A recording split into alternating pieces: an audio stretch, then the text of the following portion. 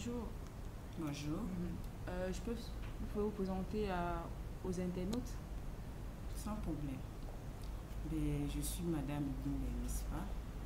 Je suis agent AESONEL. Je travaille à la direction financière comme chef de département comptabilité générale.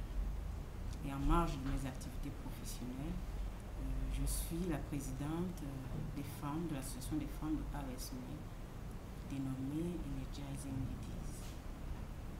Dernièrement, vous avez organisé un événement dénommé Journée du sourire. C'est quoi exactement cet événement et à quoi il consiste exactement? Mais comme son nom le dit, l'événement consiste à faire sourire nos clients.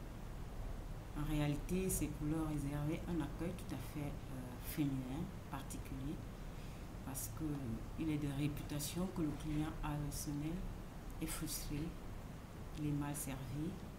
Alors les femmes ont pris sur elles de leur faire oublier leur note, leur facture d'électricité ce jour-là. Et comment vous avez procédé pour le rendre du sourire ce jour-là? Ça arrive, vous savez, le sourire, c'est ce qui est le plus contagieux. Quand je souris, vous êtes obligé de sourire. Voilà ce qui arrive. Okay. En fait, moi, ce que je vais comprendre, c'est vous avez donné le sourire aux clients de AESONEL. Comment, procédant comment? Nous essayons de répondre à leurs préoccupations. Ils ont certainement, quand ils se présentent en agence, ce n'est pas toujours pour payer une facture d'électricité. Des fois, ils ont besoin d'une simple information. Je peux vous donner l'exemple. Un client arrive avec une facture à la main. Il a vu marqué sur sa facture, vous avez un avoir de temps. Il veut tout simplement savoir si son avoir est déjà déduit du montant à payer de sa facture. Et pour ça, généralement, les clients passent 2-3 heures. Rien que pour une information aussi simple. Alors quand on vient en agence ce jour-là, c'est pour booster effectivement l'accueil. Ce genre de clients, on les reçoit, on leur donne l'information adéquate et ils prennent la décision. Soit ils paient, soit ils retournent. Généralement, c'est pour émettre des chèques et ils veulent savoir quel est le montant apporté sur leur chèque. Donc c'est ce genre d'information. C'est la 40e édition de votre... Nous sommes à la 2e édition. La première, c'était l'année dernière. Et contrairement à la première édition, est-ce qu'il y avait une note particulière cette année pour l'édition de... On peut dire oui.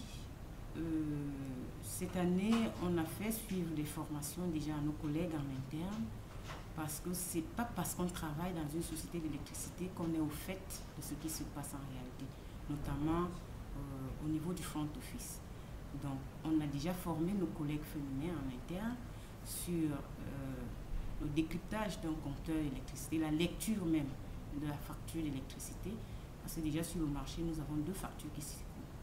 Une première issue de l'ancien système de gestion commerciale, BSA. Et il y a une nouvelle facture qui court depuis le mois de février, janvier-février, c'est celle de CMS. Donc on les forme à la lecture de ces factures-là. Ça permet de renseigner, d'informer les clients. On leur donne également les notions sur l'étiage, parce que les clients ne comprennent pas toujours pourquoi est-ce qu'on déleste. Il faut qu'on amène les clients à comprendre pourquoi parfois ils sont privés d'énergie électrique. Et sur ce terrain-là, on leur demande tout simplement de faire des économies d'énergie parce que nous produisons de l'énergie, mais de l'énergie qu'on ne peut pas stocker. Alors, pour servir tout le monde, il faudrait que chacun gère de manière économique son énergie pour que le peu d'énergie disponible puisse servir à beaucoup. Malheureusement, les clients, dans leur esprit, comme ils payent leur facture d'électricité, ils sont libres d'allumer partout, de mettre tous leurs appareils en marche et ils se desservent et ils desservent les autres. Si on vous demandait comme ça de faire le bilan de la 2e édition, c'était comment exactement? Je pense que c'était bien. C'était un peu étriqué parce qu'on avait des problèmes de budget, ça il faut l'avouer. Mais c'était bien parce que les femmes ont adhéré, les femmes ont participé activement et les clients, malgré les soucis qu'ils avaient quand ils entraient en agence, là où moi j'étais de toutes les façons, après notre rencontre, ils sortaient satisfaits.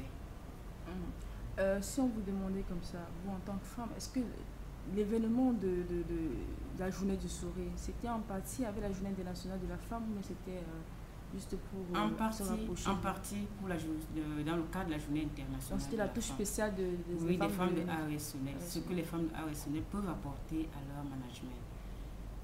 Généralement, on organise des activités à l'extérieur, mais nous avons choisi d'organiser la nôtre dans l'entreprise pour nous faire ressentir dans l'entreprise, montrer de quoi nous sommes capables en tant que femmes. Est-ce qu'il y a d'autres activités en vue pour la Journée internationale de la femme? C'est vrai que c'est célèbre demain. Est-ce qu'il y a d'autres activités? Pour cette édition, je crains qu'il n'y ait plus d'autres activités en dehors de la marche qui aura lieu demain, le défilé, je veux dire, et puis de la petite collation qui a lieu après, les réjouissances en fait. Ok.